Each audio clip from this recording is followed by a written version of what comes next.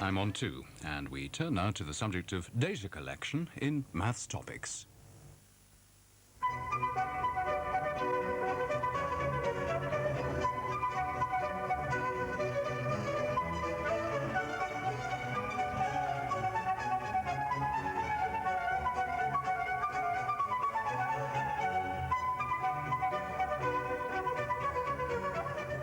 This program has been designed mainly for recorded use. Full details are in the notes for teachers.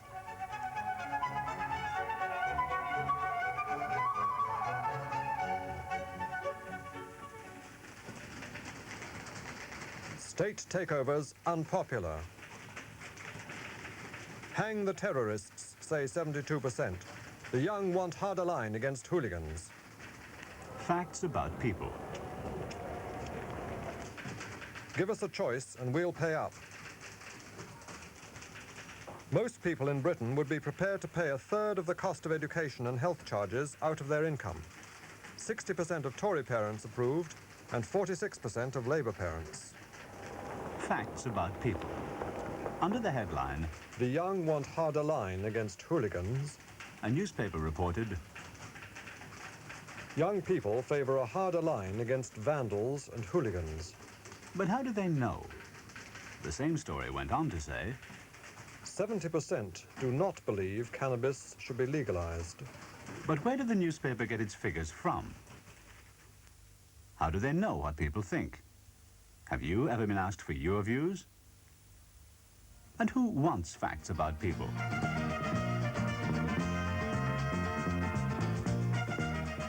Television programs cost a lot of money and take a long time to make. But all of this would be useless if no one watched the finished program.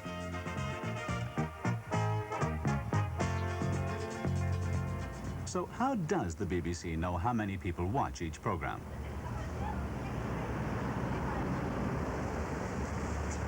Hello, I'm working for the BBC, asking people what they listened to on the radio yesterday. Can I ask you what you listened to? I didn't listen to anything. I started off from Dorset. I was staying with my parents, and I would have started off listening to Radio Solent, which is the local radio. Did you watch any television yesterday? Yes, I watched afternoon and evening. What did you watch? Well, I was watching the cricket in the afternoon Was that BBC One. on BBC One? Until it transferred to 2. From what time? From 2:10? From about, I got in about 2:30, and from then onwards until close of play, it was about 6:15, I switched to BBC2 and watched it there. Every day, the Audience Research Unit of the BBC interviews 2,000 people and asks them what they tuned into the previous day. The results are combined to produce a daily viewing chart which gives an estimate of the size of the audience for all radio and television programs. And here's the result of another survey.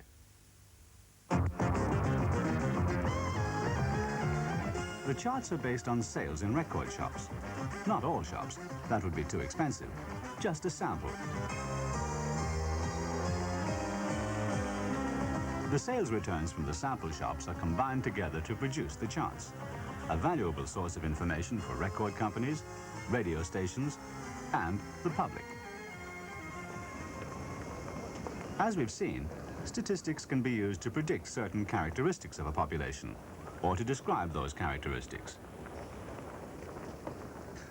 Surveys are being carried out all the time for many different organizations. And we still haven't mentioned the biggest user of all, the government. For instance, the Department of Health needs to decide how many hospitals are needed and where they are needed. The Department of the Environment may be worried about traffic congestion.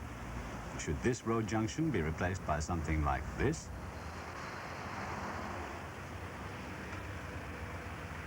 But before that decision is made, facts are needed. How many vehicles of what type can be expected to pass this point each day? The housing officials need to know about where we live. What sort of houses are they?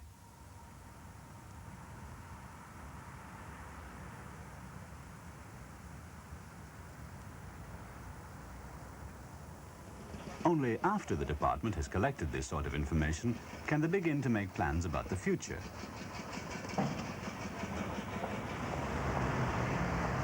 So who supplies the information used by the various government departments?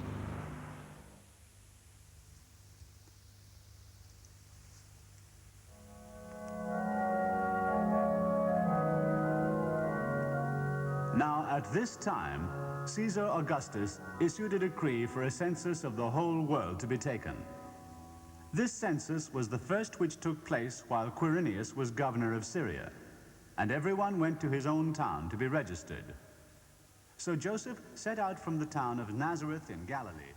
The idea of a census is not new. This is the Doomsday Book. Commissioned by William I in 1086, it's a list of who owned what and how much it was worth. Throughout history, governments have wanted information to help them run the country. Since 1801, a major source of information has been the results of the National Census, carried out every 10 years. The next one is on the 5th of April, 1981.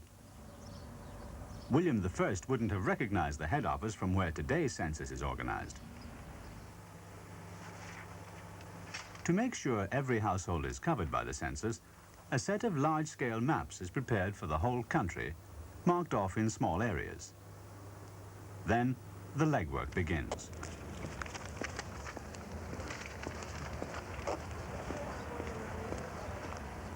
An enumerator is assigned to each area, and it's her job to find every household in the area and give them a form.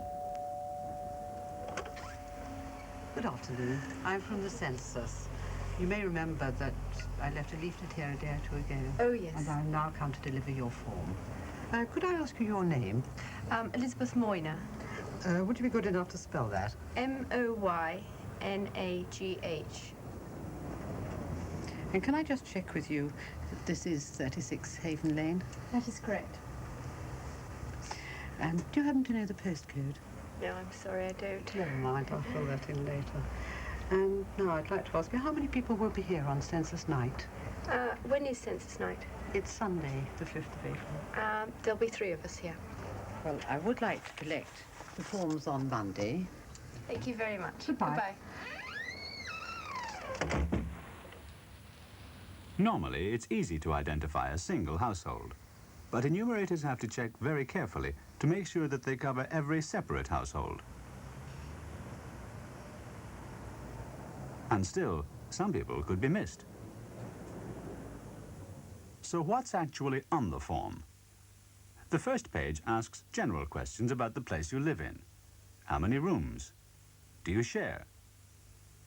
The rest of the form deals with people. Every single person in the house on the day of the census. As well as asking your name, age, and position in the household, the form also asks about your qualifications, your occupation, and how you get to work.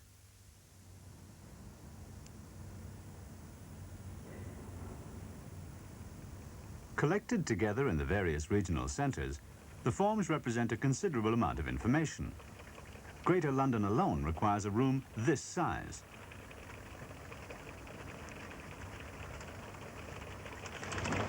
The answers on the forms are then transferred to magnetic tape, ready for the computer.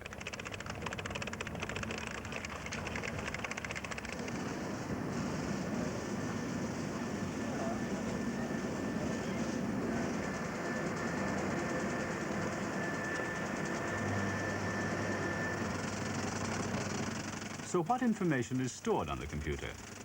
What information can be obtained from the census? Well, obviously we can get a head count. In 1971, on the 5th of April, the population of Great Britain was nearly 54 million. But the census can also show trends. For instance, changes in the number of retired people. This information is easier to follow as a block chart. 60 years ago, the different age groups were in these proportions. Since then, the proportion of older people has increased steadily. That's important information for the social services, who organize pensions, medical, and general help for retired people. But remember, all this information is derived from the questionnaire, and information is only as good as the questions used to obtain it. This is a test census form, used to test the questions. For instance, please tick the appropriate box to show how the longest part by distance of the person's daily journey to work is normally made. It sounds rather complicated. Why not just ask, do you drive to work?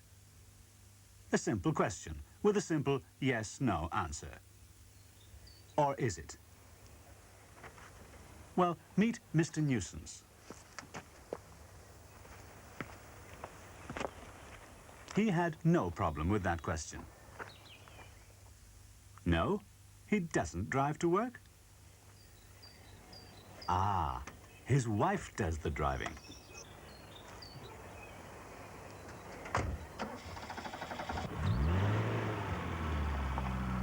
So, because of Mr. Nuisance, we need a more precise question. Please tick the box to show how you get to work.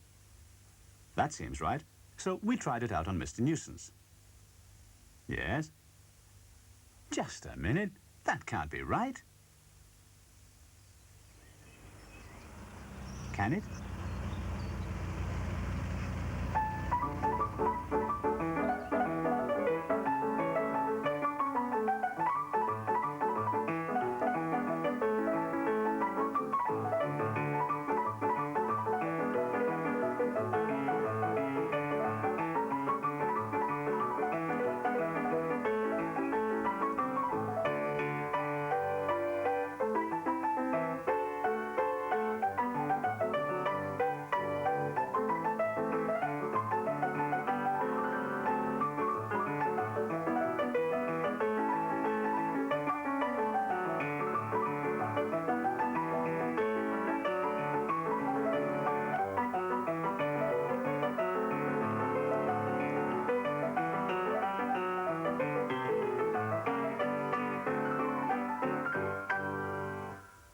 So, please tick the appropriate box to show how the longest part, by distance, of the person's daily journey to work is normally made. Now, only one possible response. Using the answers to this question and to the one about place of work, we build up a pattern of commuting.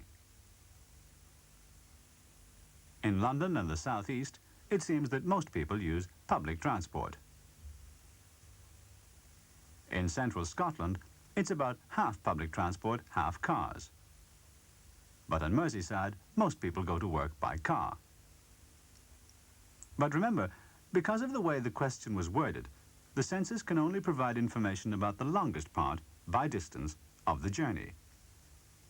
From the information available, we can't draw any conclusions about the rest of the journey. So all census questions have to be clear and unambiguous. For instance, if you were doing a survey of teenagers in your school and their consumption of sweets, would this question provide reliable information?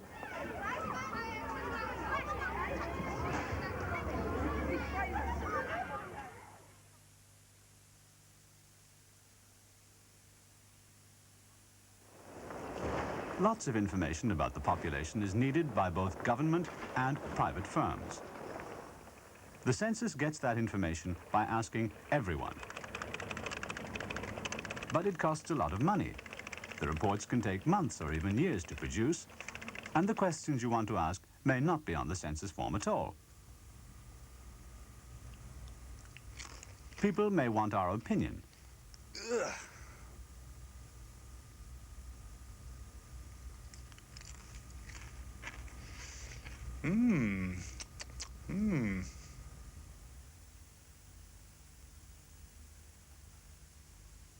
Sometimes they may want the information as quickly as possible.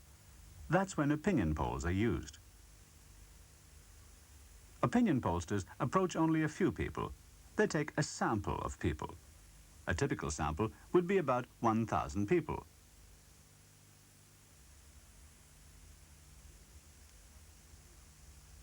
But which 1,000? If you were an interviewer for an opinion poll, who would you choose to ask? People in the street? At 8:30 in the morning, you'd only get commuters. In the middle of the day, mainly shoppers. Commuters and shoppers may well have different views on such things as the efficiency of public transport and the opening hours of shops. If you called at people's homes during the day, your sample would contain too high a proportion of people who didn't go out to work.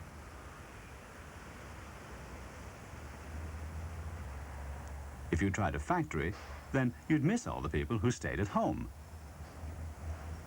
So you might decide to interview people at home after 5:30. But say you were doing an interview on beer drinking. Where would the drinkers be? It's not easy, is it? Your sample must be representative. It must reflect the particular population that you are interested in. That population could be commuters, businessmen, children under 12, people over 60. Now, suppose you wanted to find how people were going to vote. You'd want a representative sample of all voters. You could go to the register of electors for the whole country and make a random selection.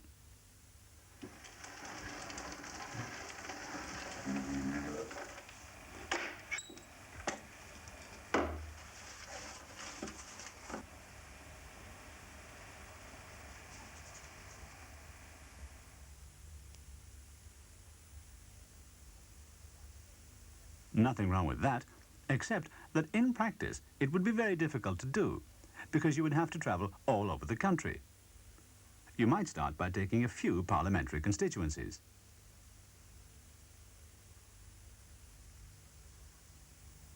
But there's a problem. Bromsgrove, for instance, has 105,000 voters, but Newcastle Central has only 24,000. So your sample must contain over 4 times as many people from Bromsgrove as it does from Newcastle Central. It wouldn't be practical to visit all 625 constituencies, yet every constituency is different. People's attitudes and opinions are often changed by the conditions around them.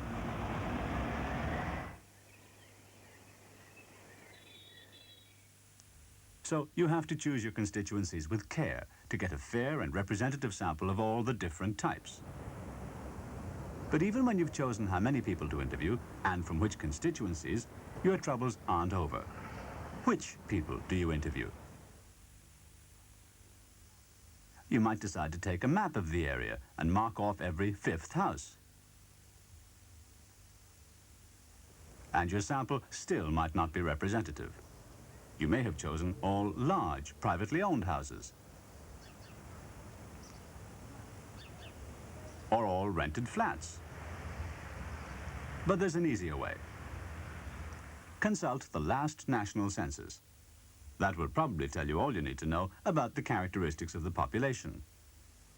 The percentages of men and women. The percentages in the different age groups.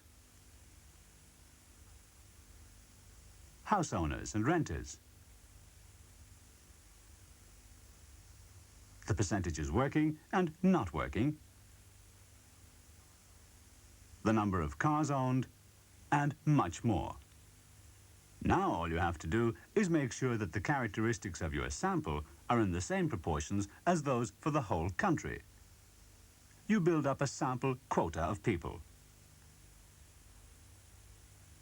Now it doesn't matter when and where you do your interviews, as long as you exactly fill your quota.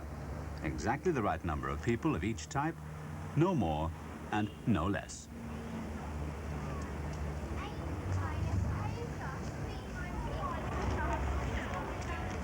So if the result of an opinion poll is to be worth anything at all, it must stand up to the question, was the sample representative?